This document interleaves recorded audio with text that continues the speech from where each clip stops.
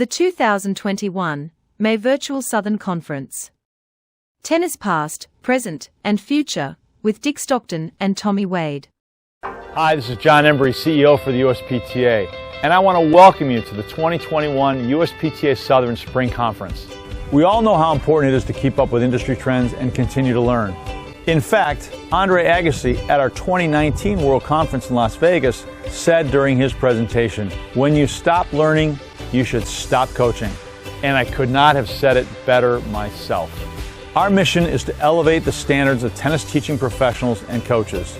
By attending this and other USPTA conferences, you are doing just that. You are to be congratulated for making the effort to improve your skills and your knowledge. And your customers will appreciate the new ideas that you pick up when attending educational sessions.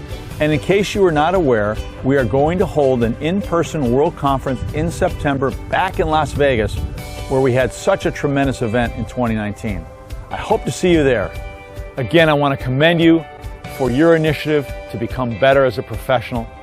Thank you for being a member of the USPTA and for supporting our organization. Again, welcome to the conference and enjoy it. Welcome, everyone. I'm Kevin Theos, the president of USPTA Southern, and I am delighted to kick us off today with our Tennis Past, Present, and Future. It's going to be an interview or conversation between Tommy Wade and Dick Stockton. Tommy is a past president of USPTA Southern. He's a Hall of Fame member. And I would say, I don't have the numbers, but I'm confident he's one of the most prolific testers we've ever had in the USPTA, maybe, other than George Basho. So I'm delighted to have Tommy here and Dick. And Tommy, take it away. Kevin, thank you very much. It's a pleasure to be with you. Ladies and gentlemen, I've had the privilege of introducing Dick Stockton probably 8, 9, 10 times. I've known him for several years. He's a great person and a great player. His first match was when he was like a 6-year-old. And he and his brother went from upstate New York to Pittsburgh, I believe. He played, I think, in the 12 and under and won it. From this beginning, he got to what his buddy Jimmy Connors said. He was the best junior player in the history of tennis. He then went on to Trinity College in San Antonio, Texas. He won the NCAA there. 2 weeks later, he was playing in Wimbledon, his first Wimbledon, where he got to the third round. He represented the United States of America very proudly several times. He got to a high of 8 in the world. Unbelievable. Dickie, welcome. Thank you, Tommy. So it's nice to be with you and with those from the USPTA Southern Division who have tuned in today. Great. Now, the title of this is Tennis Past, Present, and Future. Let's start out with what Jimmy Connors said, that you were the best junior player in history. Tell us about your early upbringing, how you got your start, and some of your early successes. Well, I started playing when I was 6. I was only because my brother, who was 11 at the time, was playing, and my mother would take me along in the afternoons when he went to tennis, and she just started bouncing balls to me, and I started hitting them. And I picked the game up pretty quickly. It was not the only sport I played. Believe it or not, baseball was my first love, but I was better at tennis. And so you mentioned we traveled. Yeah, we would travel on the Greyhound bus and never had any adults with us. It was just the two of us. I'm aware of that. One time we even went as far as we went from New York to St. Louis, which was a 24-hour bus trip to play the national indoors. I was 10, my brother was 15, and I was playing in the 15 and under because that's all they had.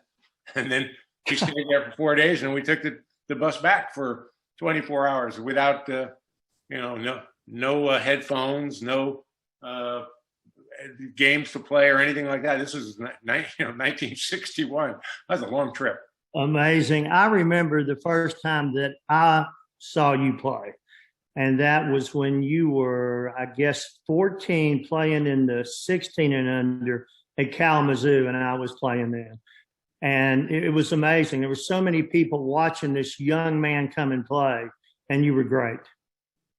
Well, I don't know how great I was, but I love to you know, I was always a pretty good competitor, actually. I mean, I played matches better than I practiced, and to be honest, I don't know where that came from, but it just was kind of ingrained in me. But I always, I never shied away from playing try to protect a ranking. I think that's a big issue in today's junior tennis. And Right. yes, I was first time I went to Kalamazoo, I was 13, playing in the 16 and under, but I was also coming directly from Chattanooga, where I just played in the National 14. So I played up, but I also played my own age groups, and I've always felt that you have to prove yourself first when the pressure's on. Anybody can play well when if a 13-year-old is playing in the 15 and under, or 16 and under, or 18 and under, and there's no pressure on you, you're not really proving anything. But when you're the number one seed at Chattanooga and everybody's out to get you, and you come up and you do win, then you've proven yourself. And it was the same.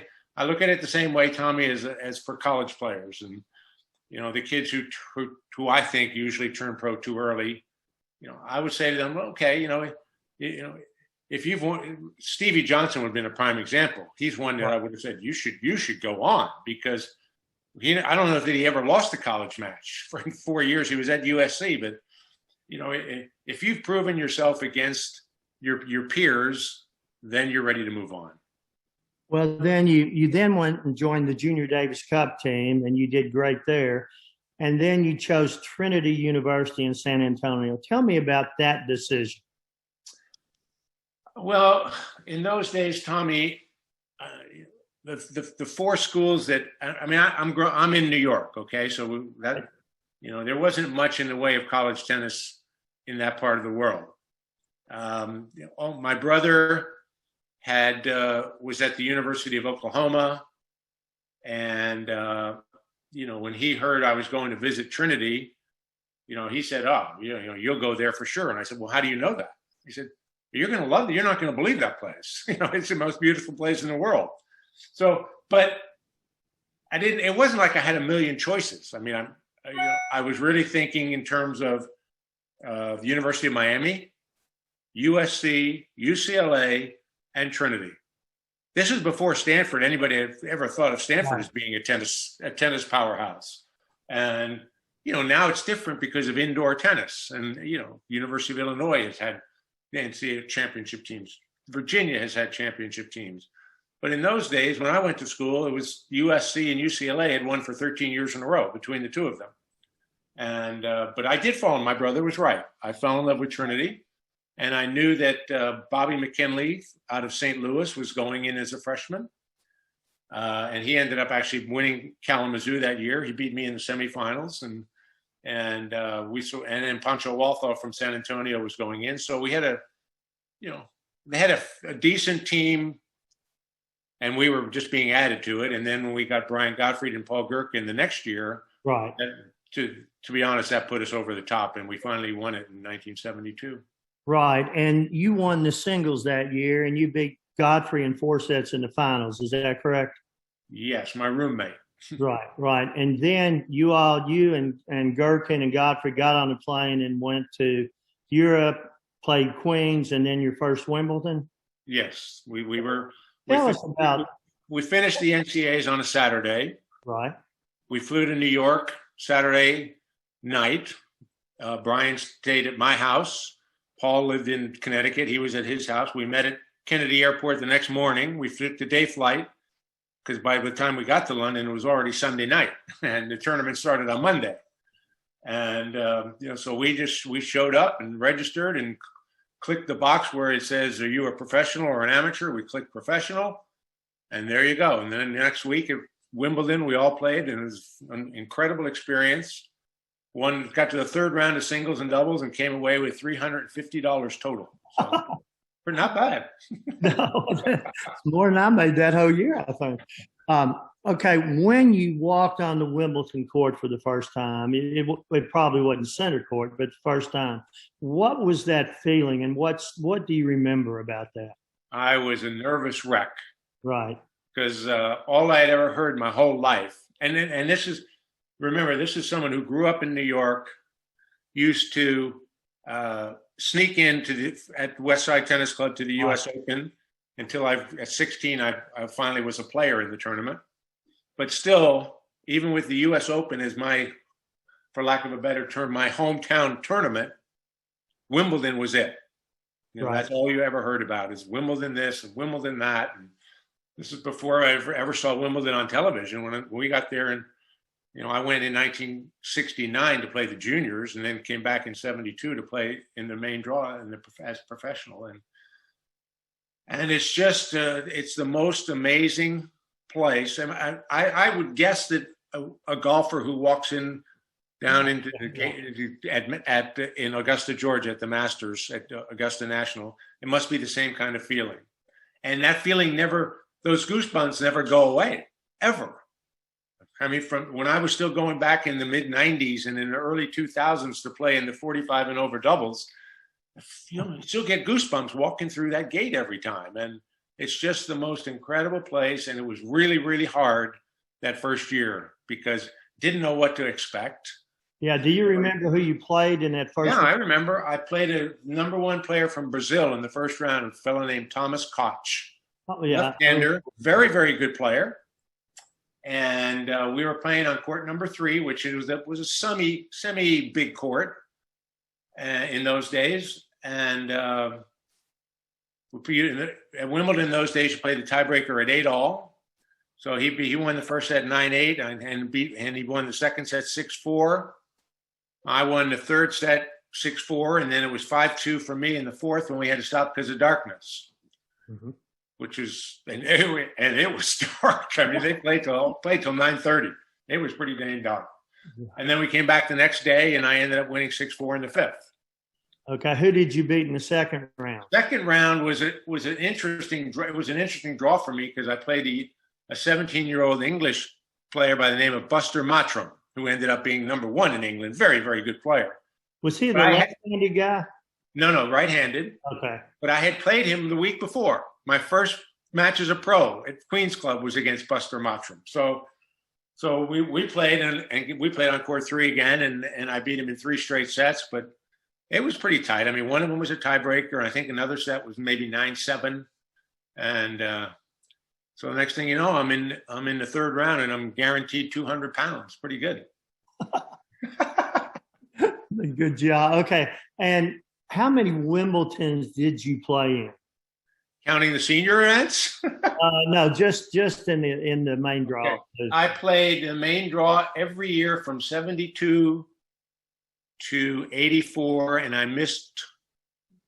What year did I miss? I missed 75 with an injury. So that's about 12 or 13 years total of main draw singles. And your best result was the semifinals?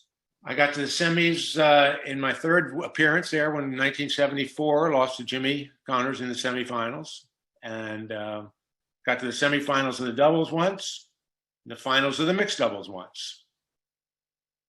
Unbelievable. Compare like the U.S. Open with Wimbledon. Is there any comparing that, or is it just 2 different animals? You can compare them because they're the 2 biggest prizes probably in the game of tennis. Right. And then the French and the Australian, 4 majors. And, when I was playing, the Australian didn't have the same prestige because most players did not go down there to play because it was always over Christmas. And now it's in late January, so it's a big difference. But, I mean, I only played the Australian once. So, yeah. Played the U.S. Open 100 times. 110 degrees on the court or something? Yeah, but it was grass in those days, so it wasn't too bad. But Wimbledon and the U.S. Open, at least for me, were the 2 most important titles that you could try to win. And the U.S. Open carried extra importance for me because I was a New York boy. And I got to play there. They finally put me in the draw when I was 16, and, I lasted for about 65 minutes maybe, but once the U.S. Open left the West Side Tennis Club and moved to Flushing Meadows, it became a whole different animal. Right. And then It was huge crowds. You don't realize how small West Side is and was until you go back now and see, Right. holy mackerel, there's just a small, it's so tiny. And to think that they used to hold the U.S. Open there was unbelievable. I mean, what an effort that must have been, because there's. Well, it was great in its day. Yes, it was. Yes, it I'm was. talking you over the years. I know the Davis Cup is real important to you, and you took great pride in your Davis Cup play. And now it seems like it's kind of slid down a little bit. Your feelings about that? Well, let's start with the present Davis Cup. Right. I was completely against the change in the format that occurred 2 years ago, where they take 8 teams or whatever it is, and they all go to one place and play. And there's already events like that.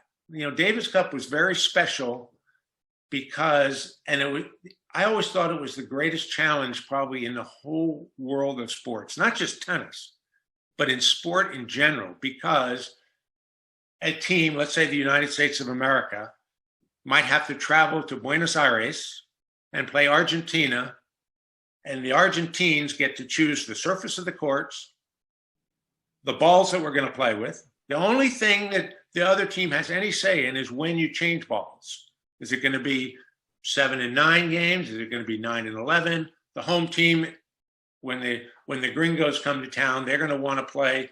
They'll say, okay, well, we want to change after 29 and 31. They want the balls to get as heavy as possible.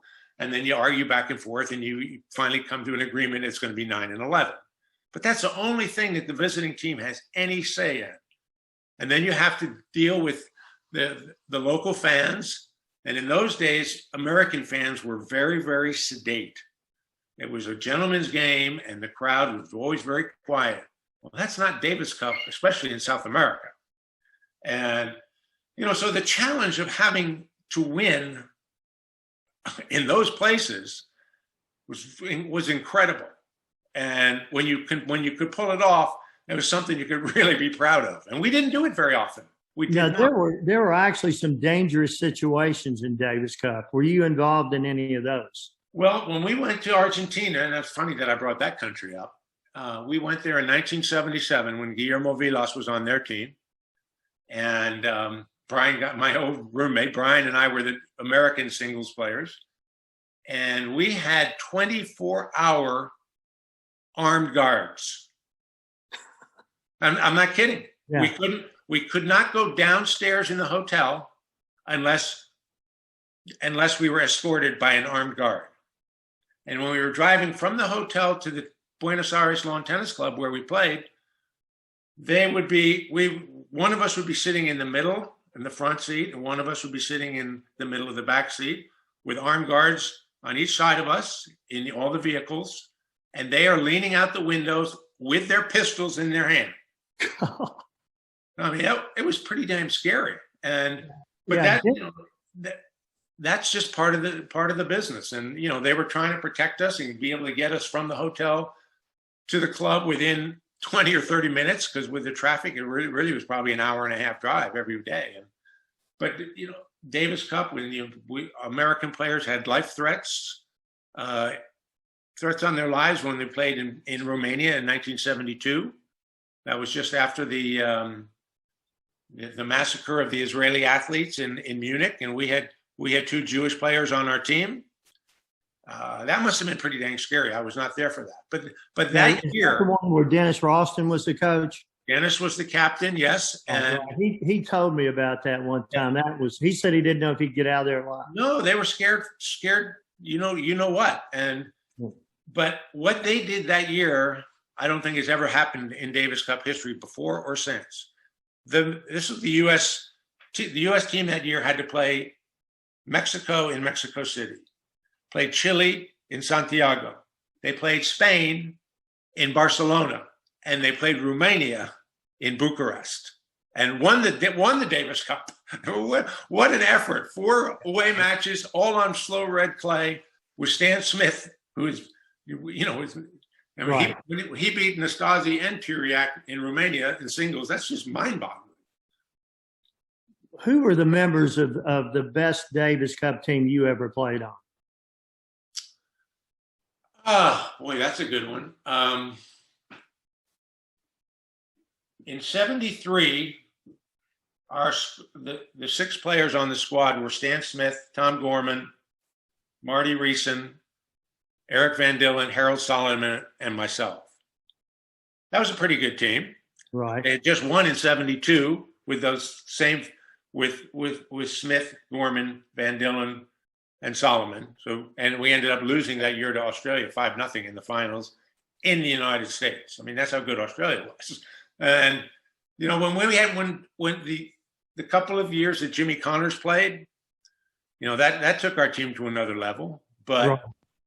we played in Mexico, and Jimmy lost the 5th match. Number 1 player in the world. You think, all right, it's 2-2. We got the best guy playing, and he lost in straight sets in the 5th match. So you never know what can happen in Davis Cup, and I always wanted to represent my country in Davis Cup. The first really big event I ever saw as a young boy was a Davis Cup final at Forest Hills in 1959. And I thought, wow, this is so cool. I would love to get to the point sometime, become good enough to do this and represent. Now, having said that, unfortunately, I don't feel like I ever played that well in Davis Cup for some reason. Who knows why? But I did get to do it. I lived my dream. I lived my dream to represent the United States in Davis Cup. Who did you play in Davis Cup? I played. What's that? Did you ever play Laver? No, I never played against Australia. When I was playing the '73, I was on the team when we played Australia, and after that, Rocket and Ken Rosewall and John Newcomb, who were the mainstays of that '73 team, they were not playing anymore. But I played against Mexico and played the doubles the year Jimmy was on the team. Jimmy and Brian played the singles, and Eric and I played the doubles. And we lost to Raul Ramirez, who was a great doubles player, and his partner. I played Vilas down in Argentina. I played against Colombia. That was kind of an interesting one. We played, I don't know what year it was, 6 or 7, where we lost to Colombia down there on their courts. Slow play, we lost them 3-2. Then the next year we got them again, and we played them in Cleveland at the Cleveland Skating Club. And the tennis courts could easily have been on ice. It was the fastest indoor courts of all time. And in 5 matches, we only lost serve one time. And of course, that was me. I lost my serve once, so I ruined it for everybody. But Tommy, it was the greatest thrill. I had some highs as an individual playing tournaments, but you've already brought up both things that for me were the highlights of my career. One was when our team won the NCAAs, right, and the other was having played Davis Cup. All the other stuff I could do without, but I couldn't do without those 2 things. Well, let's go to another high in your career when you beat Connors, I believe, in Philadelphia. It was the professional championship in 73, something like that? 77. 77. Okay. Tell me about that match, because Liz put a tape of it online not too long ago, and it just showed the last game, and you were serving and volleying, as opposed to what the players are doing now by staying back. How would you compare and contrast what you did to what they're doing now? Well, I came along when the game was played mostly on grass. Right. 3 of the 4 majors were on grass. And even Jimmy Connors, when he won Wimbledon in 1974, Jimmy was known as a baseline player. If you go back and watch the film, I played him in the semis, so I can tell you from experience, he served and volleyed the whole match.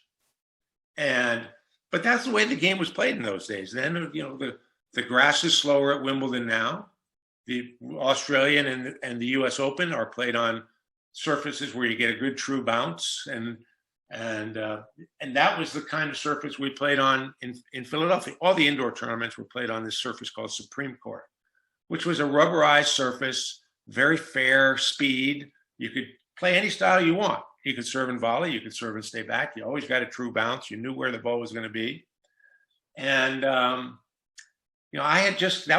was coming back from my first and only trip to the Australian Open. And the week after the Australian Open, I had played a tournament in Adelaide. And the grass was not very good, but for some reason, I was hitting the ball as cleanly as I'd ever hit it in my life. And I said to myself, wow, if I can hit the ball this well on bad grass, there's no telling how I might be hitting the ball in Philadelphia 2 weeks from now. Right. And, I had a tough draw. I was seeded, but I had to play John Alexander, who played a lot like I did. We always played very close matches. And I beat him 7-6 in the third in the first round. Then I beat Brian.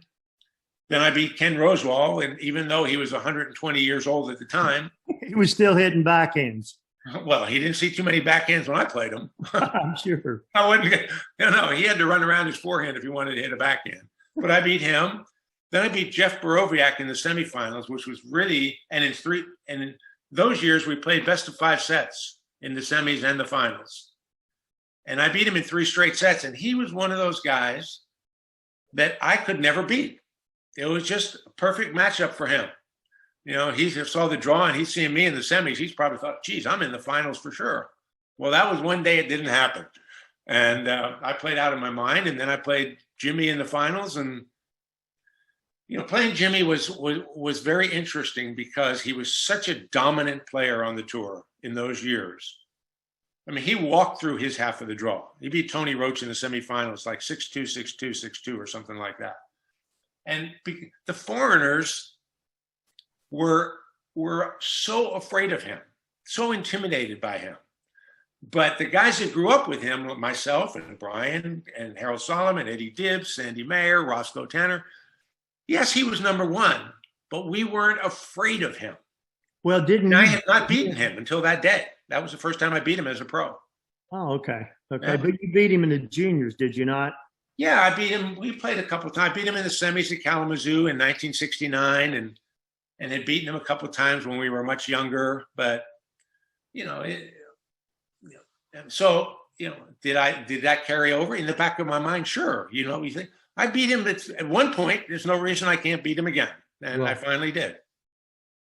Well, by watching the end of that match, the respect he showed for you was unbelievable. Well, we were good friends. Oh, I know that. Yeah. Yeah, and we did a lot of stuff together. Our families would vacation together, and Jim. I traveled with Jimmy for a while, kind of to practice with him, and we went to New York together for a whole week before going to England, and we played the whole week on the grass at Forest Hills, he didn't like to lose to me. I didn't like to lose to him. But it's the same, But I respected him, and I hope he respected me. If I would ask you to tell us about something funny that happened on the tour, or something that was strange, or something that was behind the scenes that we wouldn't know, what would that be?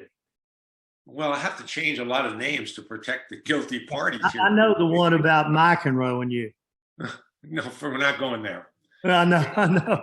Here's a good one, and this involves Jimmy Connors. So, okay. I don't know what year it was. It might have been 81, 82.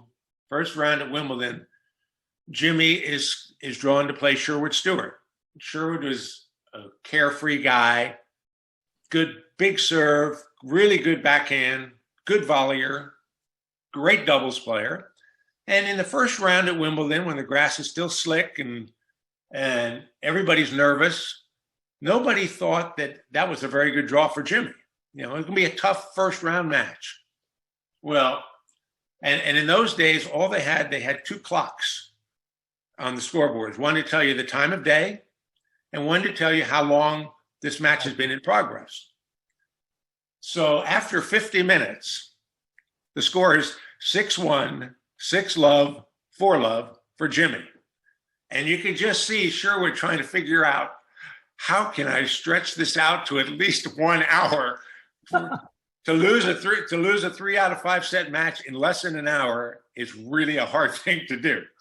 So Sherwood started stalling like you wouldn't believe. It was so funny. And the rest of us are watching on the closed circuit TV in the locker room and just laughing our you-know-what's off. Right. Because it was so obvious what he was doing. You know, he's go down and tie his shoe, and then he'll go down and tie the other shoe. Then he'll bounce the ball off his shoe on purpose and make it look like, oh, I'm sorry, I didn't mean that. Thank you, ball boy. Get the ball for me. And so anyway, he ends up losing 6-1, 6-love, 6-1. And it took 1 hour and 1 minute. So he was successful in his goal. And then he walked in the locker room 5 minutes later, and the players gave him a standing ovation. and he came in with his fists up as if he had just won the World Boxing Heavyweight Championship. But that was Sherwood. The fact that he lost 1 love and 1 didn't matter. But just he was happy to be there, probably. The boys gave him a standing O. Okay, let me take it another direction now.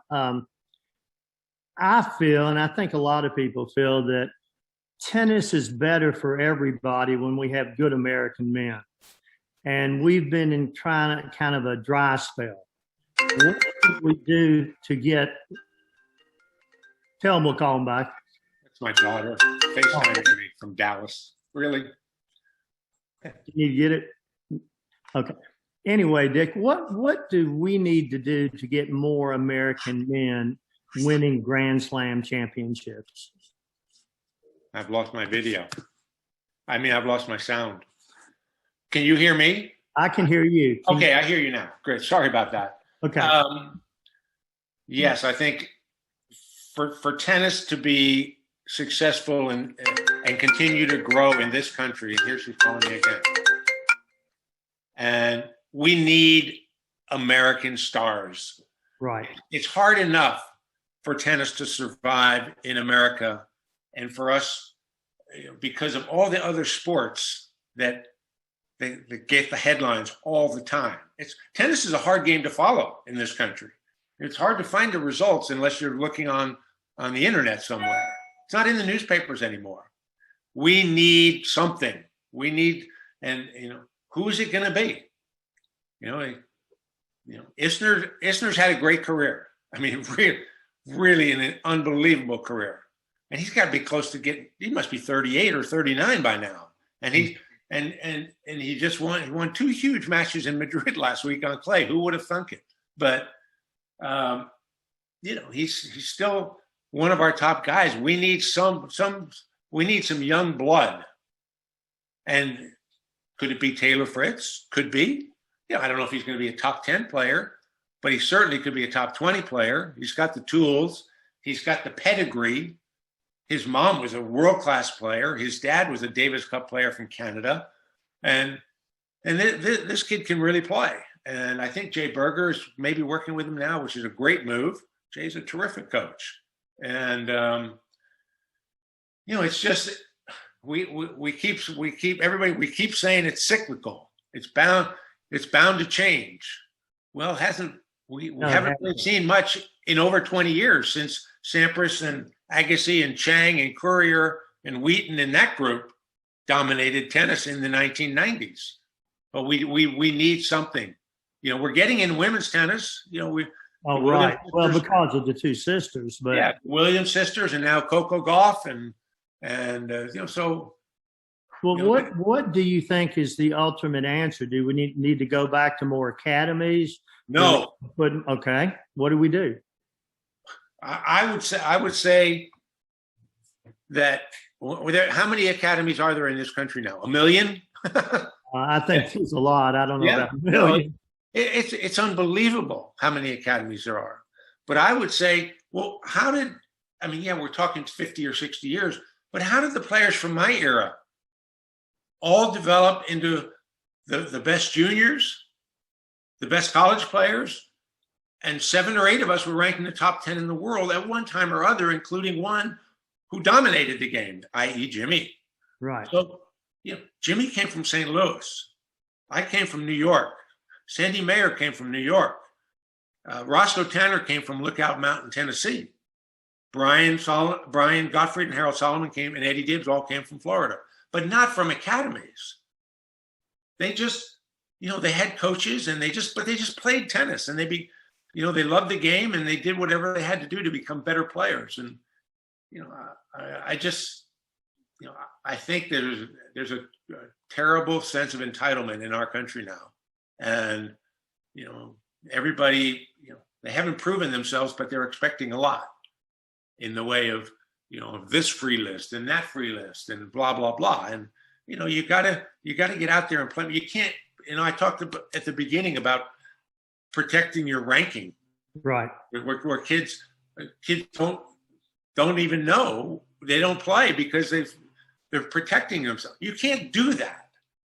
You've got to play and play and play and play more. Well, what do you think about the college game now, where like 92% are from foreign athletes? That's horrible status number 2. Exactly.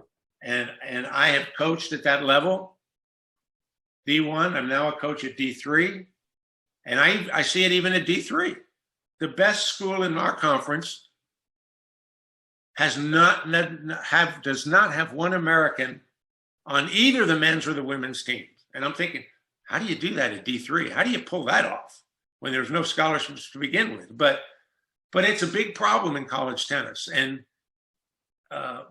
coaches have talked about it for years and years and years. And unless they all were to get together and say, as a group, they're not going to do away with it, Tommy. That ain't going to happen. Right. And it can't be handled legally to say, oh, well, no more foreigners, because that would never stand up in a court of law. But if the coaches all got together and say, we have got to do something, let's limit it. Maybe the most you can have on your squad is 2 international players. And if you can't find American players to fill the rest, there's something wrong with your recruiting methods. Because there are enough players out there. Maybe you're not going to get the number 1 or 2 player in the country. So what? Get some kids who are interested in playing, and let's develop them. Give them a chance to get a scholarship and represent a school, instead of, the American kids are looking at D3 and NAIA. Right.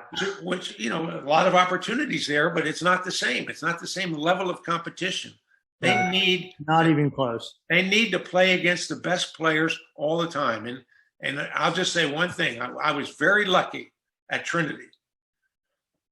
We had, my senior year, the year we won the NCAAs, we had our top 6 players all were late getting to school in September because each of us was playing at the U.S. Open.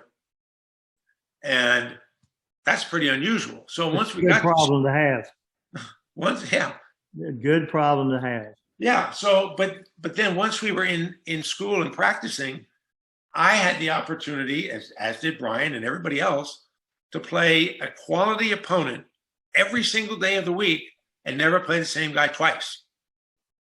We had one lefty, and my coach said to me as we started the season, he said, his name was Pancho, and he said, you have got to play Pancho a match at least once a week for the next 8 months. And I said, why, Coach? Why do I have to do that? He said, well, if you want to win the NCAAs, I guarantee you're going to run into Roscoe Tanner somewhere in that draw. And he's got the best left-handed serve you're probably ever going to see. So you need to see a lefty serve and knowing how to serve to a lefty as much as possible. And he was right. I played Tanner in the semifinals, and we played a 5-set match. Unbelievable. I'm getting notice from Pat Whitworth. I think there's a couple questions, Dickie. Pat? Okay, yes. Just letting you know we have 2 minutes. So would you rather do questions or just keep chatting? If you have, throw a question to Dickie if you want to. Okay, well, I have a couple of comments. I have one from Paul Potts, who says, Paul from Bell Vista, Arkansas. Great to see you again, and you're looking great, he says. Jorge Andrew, who played at Wimbledon, I believe, with you in '74, and said he was in locker room B along with you, and said then they asked you to move up to locker room A, and you wouldn't move. Why was that?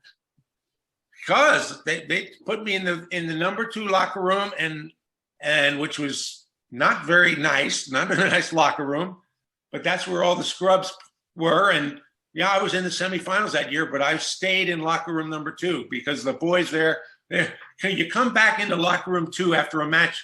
Like when I beat Nastasi there that year, and I came into the locker room and the guys were all over me. It was the greatest thing ever. Wow. And Jorge was one of them. That's awesome. I got one more thing, and then we'll have to stop because our next program starts at 45 after, and everybody's going to have to log off of this and log back on for the next one. But somebody asked if you'd played any mixed doubles. Dean Mays asked if you played mixed doubles any father-daughter, with Donna. Well, now that would not be father-daughter. That would be brother-sister. Oh, that's right. Sorry. A heck of a player too, though, Dickie. We did play. We played at the U.S. Open twice. And the first time Donna was only 14. She was one of the youngest to ever play at the U.S. Open. And the first year we played Ray Ruffles from Australia and Karen Kransky from Australia. And I thought it was going to be just kind of a hit and giggle type of match. I mean, my sister's 14, and I was only 19.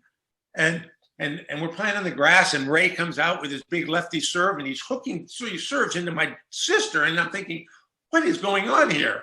So we were out in a hurry. So we played again the next year, and we played Stan Smith and Margie Gangler of the future Mrs. Stan Smith in the first round, and we beat them. We got to the quarters, and we lost to the greatest mixed doubles team of all time, Billie Jean King and Owen Davidson. Wow. Third. I love mixed doubles. It's the best event in tennis. Yeah, and Dean said, sorry, he meant mixed. He apologized. Okay. My sister will love hearing that. Well, I'm sure, and we have over 70 people on this now that I can see numbers on, so I know everybody's enjoyed this. Unfortunately, I think we could have gone another 45 minutes easily. So when we're all live, we're going to have to get you two together at the bar and start telling us some more stories. But this has been fantastic. Anytime. Thank you so much, Tommy. Of course, how much I appreciate you year after year after year. Dickie, thank you, my friend. Great job. Great job. Tommy. Good fun. Thanks, everybody. Thank you.